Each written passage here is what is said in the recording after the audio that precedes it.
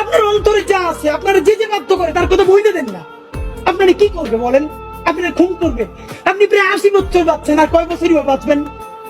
আপনি কি খাবেন, কি বাঁচবেন? আপনি বরং যদি আপনার আর্মি মেরে ফেলে, আপনার যদি ভারতীয় আধিপত্যবাদ গুলি করে, আপনাকে যদি হত্যা করা হয়, কিন্তু সেই রক্তের বিনিময়ে যদি আপনি শহীদদের রক্তের বিনিময়ে নতুন বাংলাদেশ গড়ে যেতে পারেন, আগামী 1000 বছর বাংলাদেশের মানুষ নামাজে প্রার্থনায় আপনার জন্য শুধু দোয়া করবে। বুড়ো মানুষটা থেকে শুরু করে শিশু আপনার বক্তৃতা শুনে মাননীয় উপদেষ্টা কতক্ষণ জানেন? যতক্ষণ আপনি জুলাইয়ের জবানে কথা বলেন।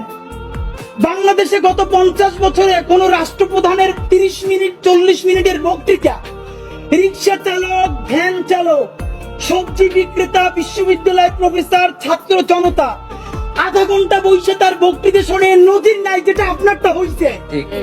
এটা কিন্তু আপনার চেহারা দেখে না। আপনি রাজনৈতিক দল করছিলেন, ফেরও করছেন, কিন্তু এইবার যে আপনার এই বাংলাদেশের পক্ষে হৃদয় নিংড়ে ভালোবাসা, আপনি যখন বক্তৃতা করেন আপনি আর্টিফিশিয়াল কিছু বলেন না, কিন্তু আপনি যখন ঘোষণাপত্র বললেন আপনার চেহারায় আর্টিফিশিয়াল ছাপ।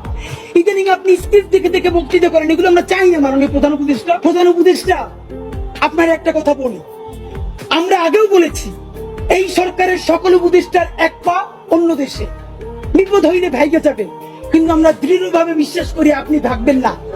এর প্রমাণ, আপনি যদি ভাগতেন পৃথিবীর কোন দেশ আপনারে রাখতে চায় না বলেন?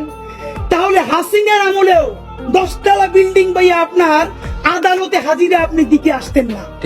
আপনি তখনই বিদেশ থাকতে পারতেন। আপনি এই দেশে থাকতে চান বলেই আপনি আসছেন, আমরা বিশ্বাস করতে চাই।